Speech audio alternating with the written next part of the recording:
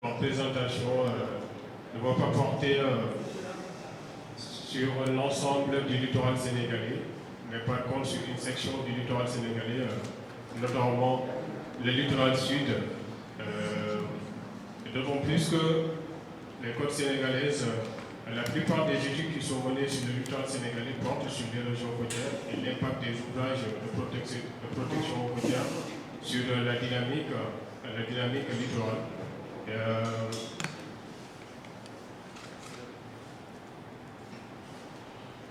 Au fait, la présentation ne va pas porter sur tout le linéaire des côtiers sénégalais, mais par contre sur une section des côtes sénégalaises, notamment le littoral sud. Et la plupart des côtes sénégalaises, les études qui sont menées portent spécifiquement sur les régions côtières, sur l'évolution géomorphologique des côtes sénégalaises et l'impact aussi des ouvrages de protection sur l'évolution du littoral. Mais les études portant sur les submersions marines ou bien les inondations côtières sont rarement faites sur les côtes sénégalaises.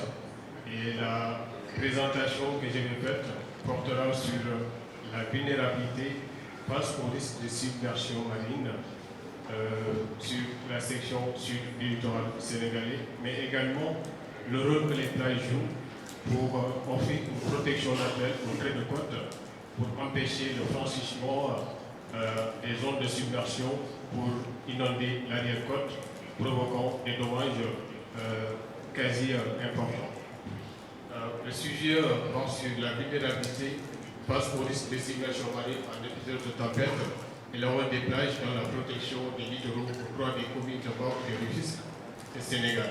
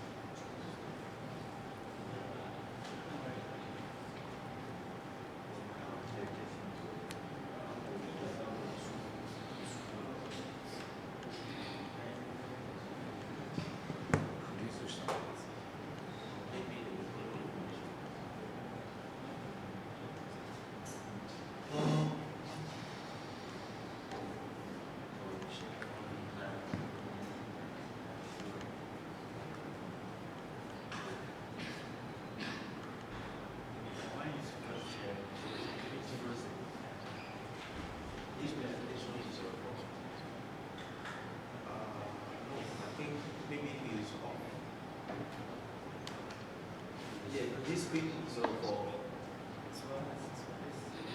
it is shaking now. Yes, okay.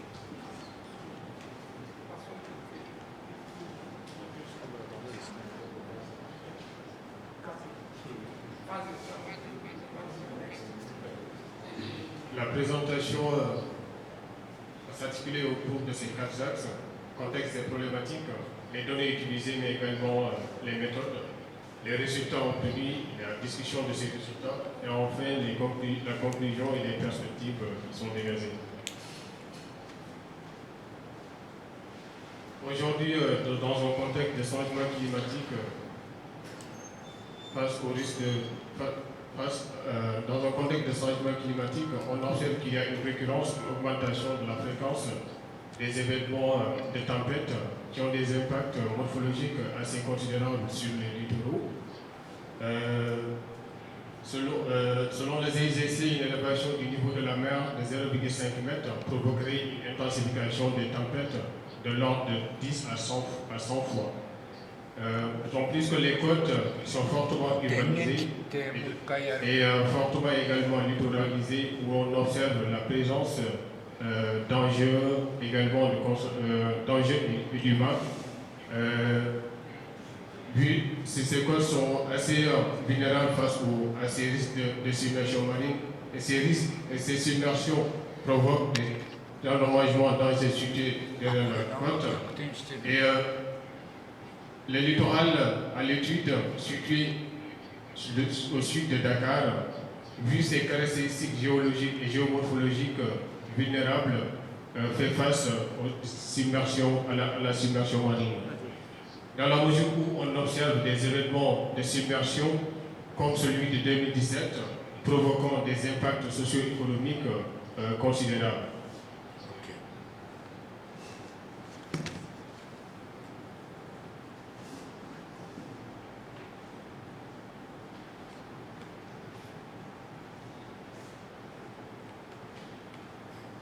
Les submersions marines sont souvent confondues au tsunami, mais les submersions sont différentes des tsunamis, d'autant plus qu'ils n'ont pas les mêmes facteurs générateurs.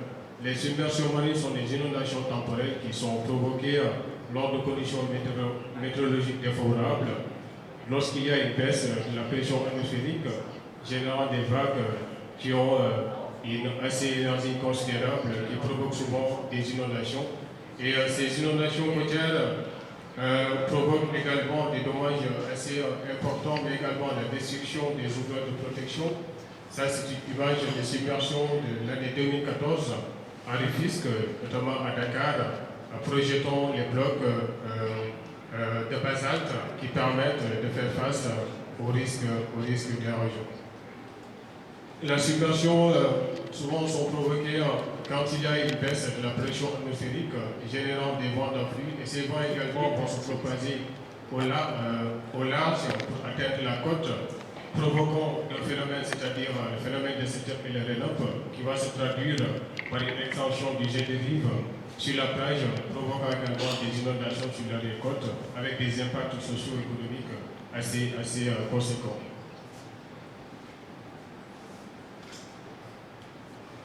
Un certain nombre de raisons nous ont poussé à aborder cette thématique. Tant plus que sur la zone d'étude, la plupart des études qui sont menées concernent ou bien portent plutôt sur le risque d'érosion, mais le risque de submersion n'est pas. Le risque d'érosion qui est souvent étudié.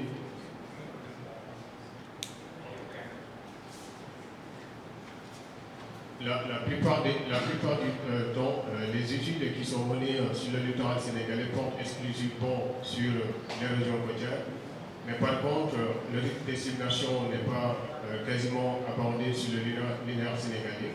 Mais également la connaissance limitée sur la protection que les plages peuvent jouer pour protéger l'arrière-côte face au risque de submersion marine. Comme tout travail de recherche, celui-ci vise un certain nombre d'objectifs. Premièrement, c'est d'essayer de comprendre les déterminants de la vulnérabilité physique face au risque de submersion marine, le rôle du littoral de Mbao et de Rufisque, mais également de produire des données illustrant la variation de la vulnérabilité géomorphologique à ces risques, mais également de proposer une réflexion fondée sur ces données, enfin de mettre en place un plan de prévention au risque de submersion marine. Dans un contexte de changement climatique et de l'urbanisation croissante de la région de Dakar. Le littoral à l'étude, sur le plan géographique, se situe à l'est-sud-est de la presqu'île du Cap-Vert, dans les communes de Mbao et de Rufisque. Sur le plan géomorphologique, ce littoral est caractérisé par une succession de zones basses et de faible altitude, ce qui explique sa vulnérabilité face à ces risques.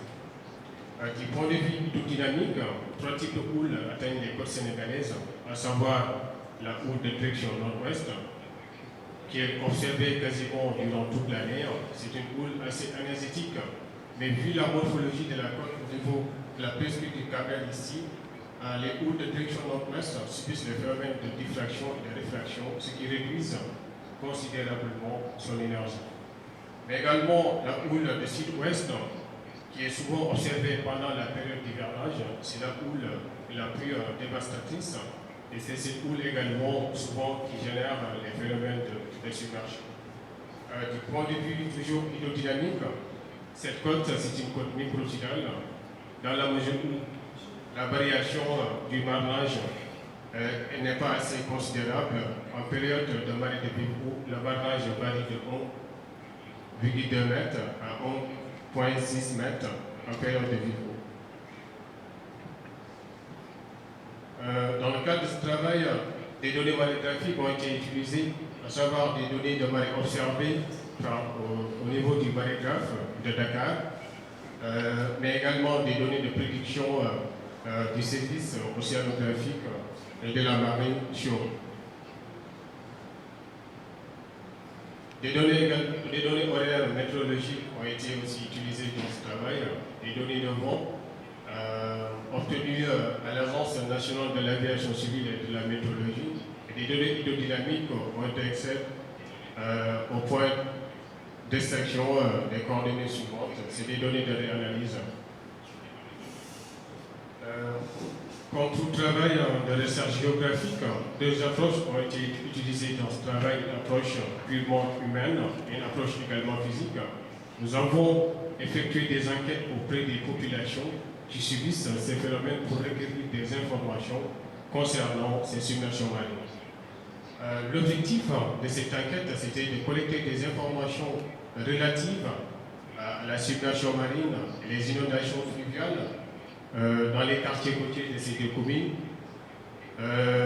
y compris les dégâts causés, mais également l'extension spatiale de l'onde de tempête sur ces zones.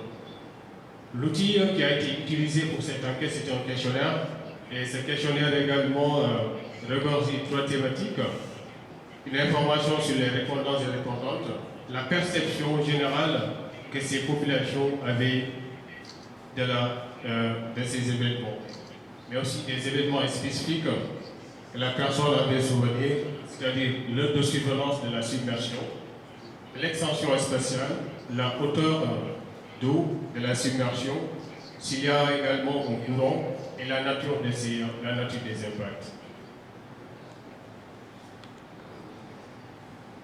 La méthode utilisée, c'était la méthode d'échantillonnage par boule de neige non probabiliste, et où les échantillons étaient composés spécifiquement des individus recommandés par des personnes répondantes, c'est-à-dire quand on part dans la zone d'étude, nous introsons des personnes présentant des caractéristiques spécifiques, et ce sont ces derniers qui nous indiquaient les personnes à enquêter après.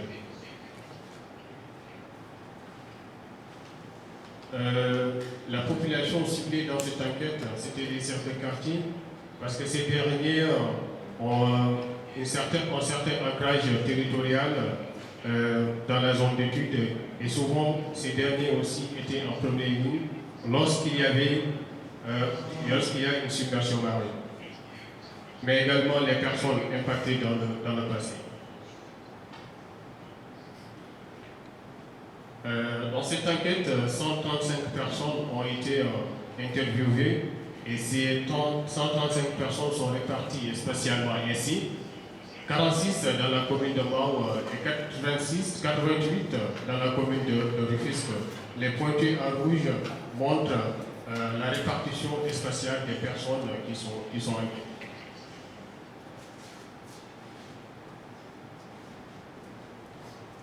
Puisque dans le cadre de cette enquête, nous cherchions à connaître la limite spatiale atteinte par les eaux lors des submersions marines, à chaque fois que nous interrogeons plutôt une personne, on lui soumettait un plan d'agrandissement de la zone et lui demandait, pour toutes les submersions dont la personne avait souvenir, de nous indiquer sa limite spatiale. C'est-à-dire, la submersion, par exemple, de 2014, l'eau était arrivée jusqu'à ce niveau ou bien jusqu'à ce niveau.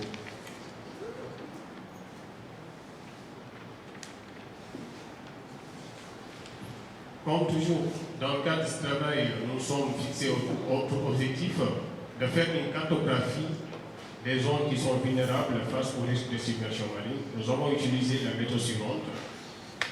Utiliser dans un premier temps les agrandissements d'images satellitaires, indiquer l'extension spatiale des submersions, mais également de numériser les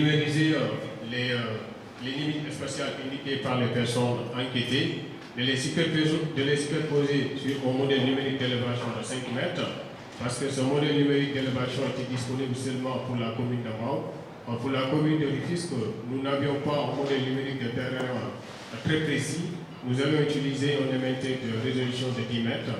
Et ensuite, déterminer les centroïdes, c'est-à-dire l'extension spatiale le long des submersions, et enfin de faire une cartographie de la limite des submersions marines. Puisque nous cherchons à comprendre dans le cadre de ce travail sur le linéaire côtier à l'étude, quelles sont les sections où les plages offrent une protection naturelle. Nous allons dans un premier temps faire des levées topomorphologiques avec un DZTS pour essayer de comprendre la variation de la hauteur du trait de côte, de faire une quantification des volumes sédimentaires sur la base des références hydrodynamiques telles que la pleine mer de Vivo, la pleine mer moyenne et la basse mer de Vivo, et enfin de discriminer les sections de la plage, les sections du linéaire côtier où la plage offre une protection naturelle.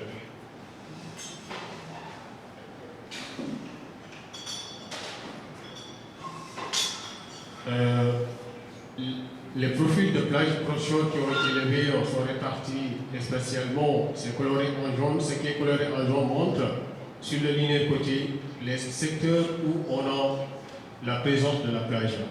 Et à Bao, nous avions pris deux transits crocheurs, et ainsi de même à Grand Bao, à Cypress, à Cabédiche et à Diokoul.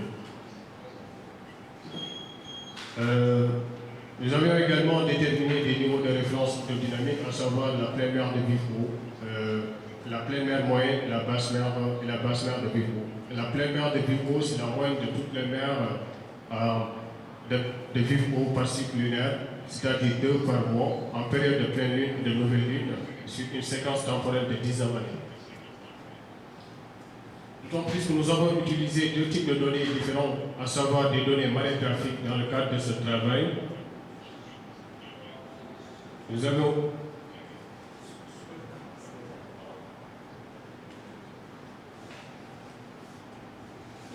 utilisé deux types de données différents, à savoir les données marégraphiques et les données topographiques. J'espère que nous étions obligés de faire une conversion de ces données en utilisant le modèle de Hoppelmann. D'autant plus que les zéros hydrographiques, qui est le référentiel des données marégraphiques, se situe à 0,981 mètres sous le level datum à Dakar, où sont calées les données topographiques. Nous avions également, pour connaître l'extension spatiale des simulations qui ont été recensées dans la zone d'étude, nous avons utilisé un modèle empirique, le modèle empirique de Holman 1986 qui a été modifié par Nielsen en 1991. En 1991, nous avons calculé dans un premier temps les aides de 2%, les 2% des prix au GDR et le relève maximal, avec la constante sans dimension de 0,92 multiplié par la hauteur significative et le nombre d'iribaron qui s'obtient à partir de cette formule, la tangente de baisse la pente de la plage sur la hauteur significative divisé par la longueur d'onde à la puissance au débit, puisque à partir des données de réanalyse, la longueur d'onde n'était pas un paramètre qui est disponible. Nous avons utilisé cette formule pour calculer la longueur d'onde à partir de la constance 1,56 multipliée par la période au carré.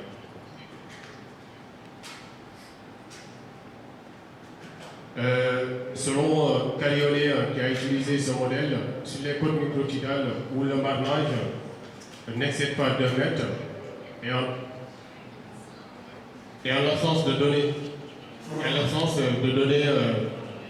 bathymétriques, il faut utiliser la pente qui se situe entre la pleine mer de Vivo et la basse mer de Vivo.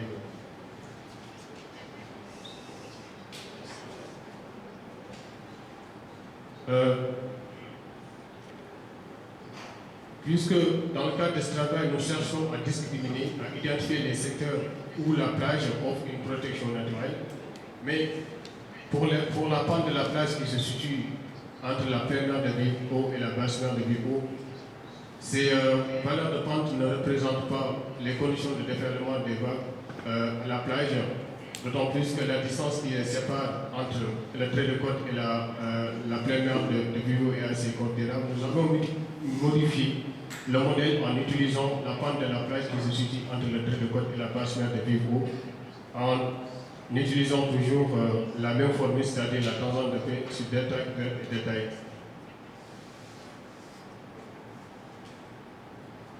D'autant plus que lors d'une submersion, les paramètres de vague varient à l'échelle journalière. Nous avons calculé le relevé maximal lorsque les vagues ont atteint leur hauteur significative maximale, leur longueur d'onde maximale, mais également lorsque le niveau marin est maximal au marégraphe de Dakar. Les résultats obtenus lors de cette enquête montrent sur la période entre 1981 et 2020, nous avions recensé 22 événements extrêmes météo-marins.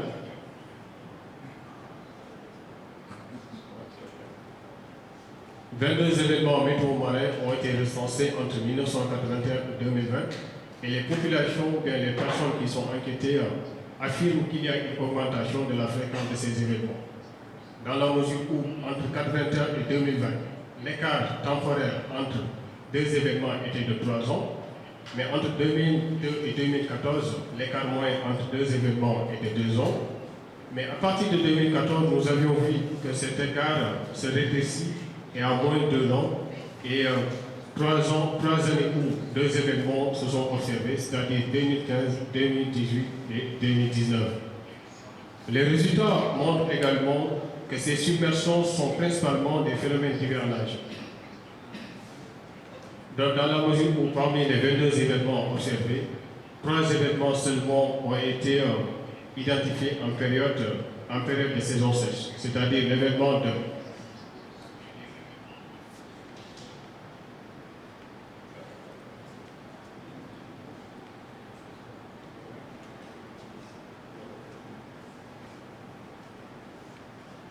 l'événement de 1987, l'événement de 2017 et l'événement de 2019. Ces événements également se distribuent de manière inégale à l'échelle spatiale, dans la mesure où on observe parfois certains événements seulement dans la commune de Mao et qui ne sont pas observés dans la commune de Rufisque. Et le cas contraire également, certains événements sont observés spécifiquement à Rufisque et non pas à Mao. Ces images illustrent que les phénomènes de submersion ont des impacts socio-économiques, culturels assez considérables sur ce linéaire côtier. Ça, c'est l'inondation du cimetière emportant des tombes. C'est la submersion de 2009 à Mao, et avec la destruction aussi du mur du cimetière. Ici, ce sont des maisons qui sont en fond de mer, qui sont également impactés par ces submersions.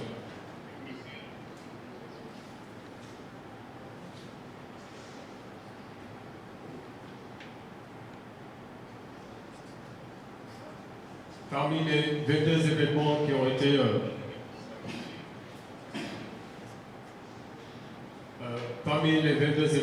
ont été obtenus, nous avions retenu 6 événements de submersion marine pour expliquer la gravité de ces événements sur le linéaire côtier. Et en faisant une corrélation entre les données numériques, c'est-à-dire les données hydrodynamiques, les paramètres de vagues, nous avons fait un classement, et les événements qui sont les plus dévastateurs coïncident avec la pleine mer de Vivo, ce qui explique que c'est la marée qui constitue le facteur prépondérant de ces submersions marines. En essayant de montrer le rôle que les plages jouent face à la submersion marine, nous avons fait une quantification du volume sédimentaire au-dessus des références hydrodynamiques telles que la pleine mer du Vif-Eau et la pleine mer moyenne.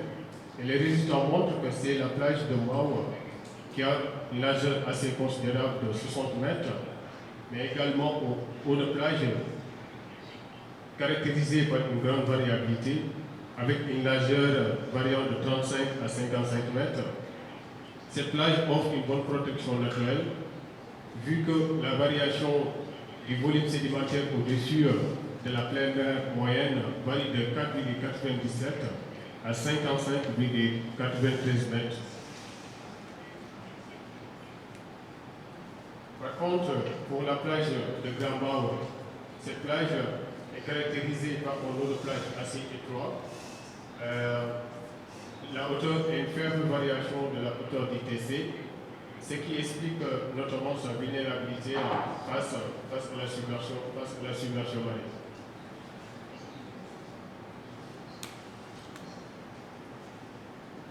La modélisation empirique qui a été faite à partir de deux valeurs de pente différentes, la pente qui se situe entre la pleine mer de Vif-Eau et la basse mer de Vif-Eau, et la pente qui se situe entre le trait de côte et la basse mer de Vif-Eau, montre que les plages qui sont caractérisées par un eau de plage assez considérable, assez large, sont mieux protégées face à ces submersions que les plages qui sont caractérisées par un eau de plage étroit.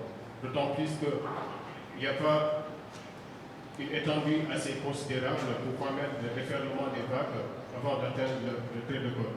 Et si vous regardez bien le niveau également de la marée aussi joue un rôle assez prépondérant sur la limite d'eau atteinte lors de ces submersions. La variation du marée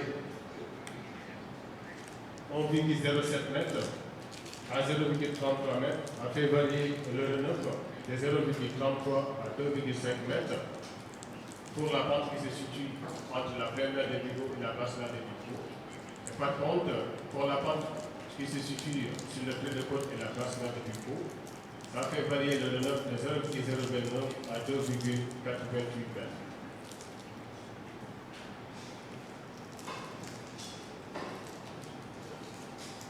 Ce qu'il faut retenir pour la modélisation empirique qui a été faite, c'est que les résultats montrent que même si la marée constitue le facteur prépondérant expliquant la gravité des submersions marines sur ce lignée côtier, c'est la combinaison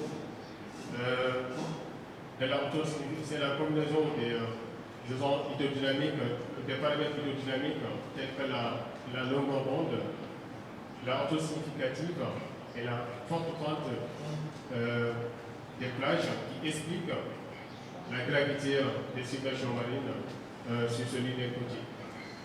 Les résultats également de la modélisation empirique montrent aussi que les valeurs du RENEF les plus importantes sont observées sur les plages étroites. Les plages qui sont caractérisées par un eau de plage étroit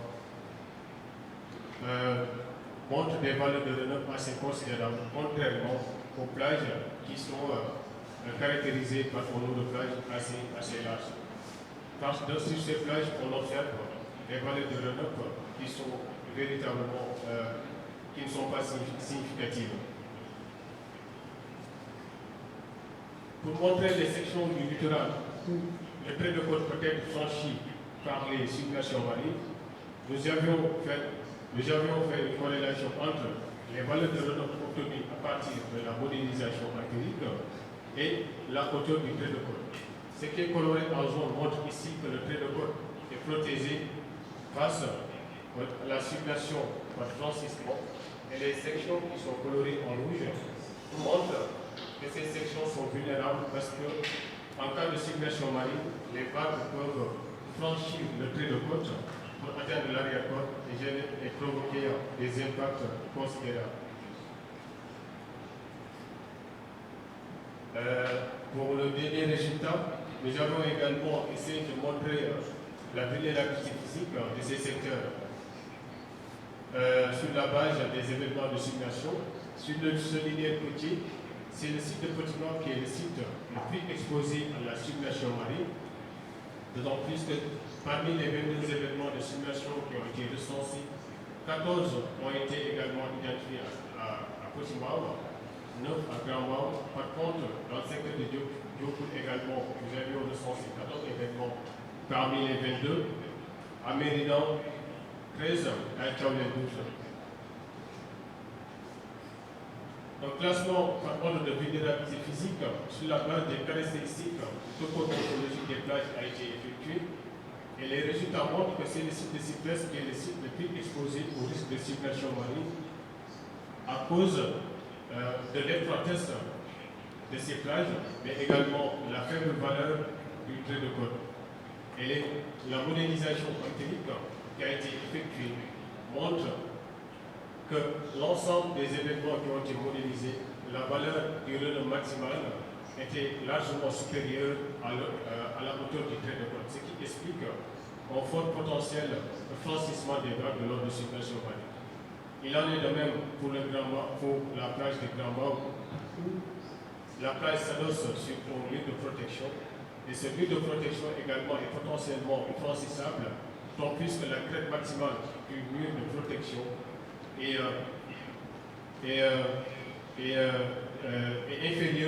inférieure aux valeurs de Renault qui ont été modélisées.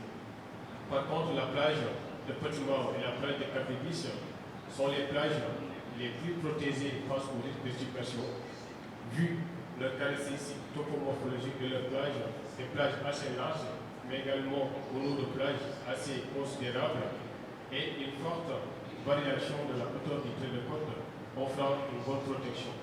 Et sur ces deux plages, la modélisation empirique de l'extension spatiale de l'onde de tempête qui a été effectuée sont largement inférieures à la hauteur du trait de côte. Ce qui explique la bonne protection naturelle offerte par ces plages.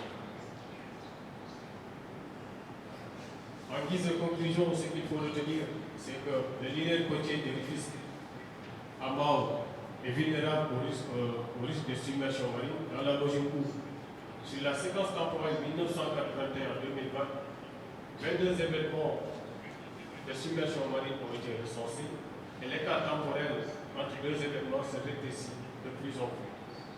Et ces événements, la sévérité de ces événements peut être expliquée par le niveau marin, c'est-à-dire la marée, parce que les résultats montrent que durant les submersions, c'est la marée qui constitue le facteur prépondérant expliquant la gravité de ces événements. Mais les submersions également coïncidant avec en période de marée de Vico, mais aussi les courbes de direction sud-ouest qui ont une composante aussi ouest, sont les plus dévastatrices. Et que les hauts niveaux d'eau aussi atteints à la plage lors de ces submersions sont souvent peut-être expliqués par le niveau de marée, la pente des plages, la hauteur du trait de côte, mais également la hauteur plutôt, et la longueur des vagues polaires.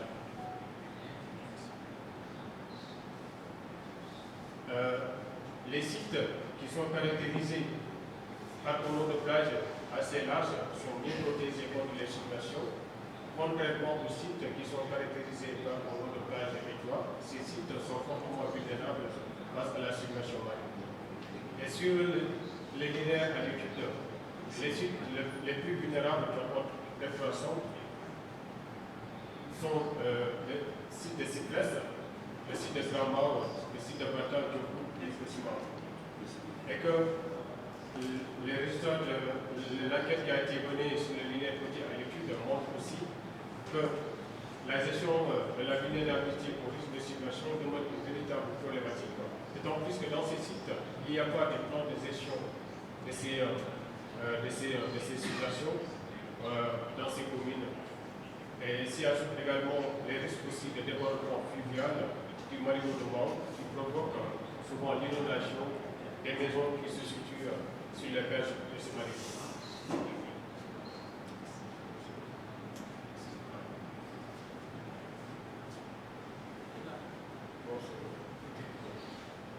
go.